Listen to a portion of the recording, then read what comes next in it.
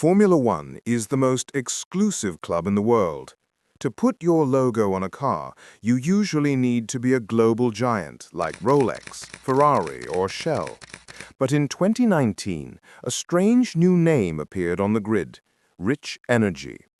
They claimed to be a premium British drink with billions in backing, ready to destroy Red Bull. When the Haas car was unveiled, it was stunning. Painted in black and gold, it looked like a masterpiece. But financially, it was a house of cards waiting to collapse. Gunther Steiner, the Haas team principal, was desperate for budget to survive in the midfield. He believed he had found a savior. In reality, he had invited a Trojan horse into his garage. The face of this revolution was William Storey, a man with a magnificent beard, dark sunglasses worn indoors, and an attitude that belonged in a movie villain. Before he knocked on Haas's door, Storey had actually tried to buy the Force India team the year before, but he was rejected because nobody could verify his funds. This should have been a huge red flag, but Storey was charismatic. He talked about premium performance and managed to convince the American team that his money was real. He sold them a dream. As the season started, the cracks began to show immediately. Storey publicly claimed that Rich Energy had produced 90 million cans. 90 million. To put that in perspective, that would make them a major global player overnight. But where were they? Journalists and fans scoured supermarkets across the UK and Europe. They found nothing. The company's registered address turned out to be a virtual office or an Airbnb. The only place you could buy the drink was on their own website at an inflated price. It became the paddock's biggest joke. Haas was racing at 200 miles per hour to advertise a ghost. But the lack of cans was not the only problem.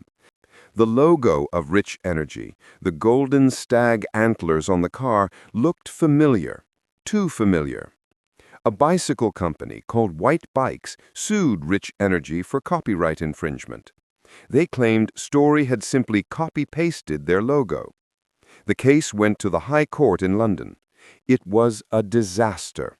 The judge not only ruled that the logo was stolen, but he famously described William Storey as an unsatisfactory witness who was evasive and unreliable. Haas was forced to remove the stag logo from the car mid-season. Their title sponsor was now legally proven to be a fraud. The breaking point came at the British Grand Prix. The Haas cars were struggling with performance. Usually, sponsors support their teams through tough times. But on July 10th, the official Rich Energy Twitter account dropped a nuclear bomb.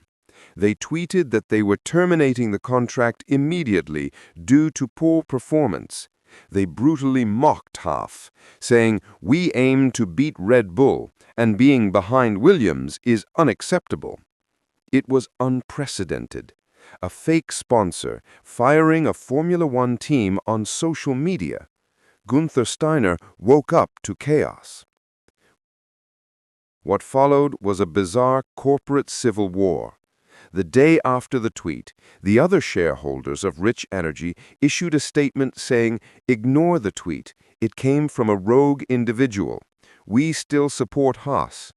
They tried to fire William Storey to save the deal, but Storey fought back. He changed passwords. He locked them out. He went on Twitter calling them traitors. For a few weeks, nobody knew who actually owned the company. In the end, the deal was ripped up. William Storey disappeared from the paddock, and Rich Energy vanished as quickly as it had arrived. The saga remains a bizarre warning to everyone in Formula One. In a sport fueled by money, if a deal looks too good to be true, it probably is.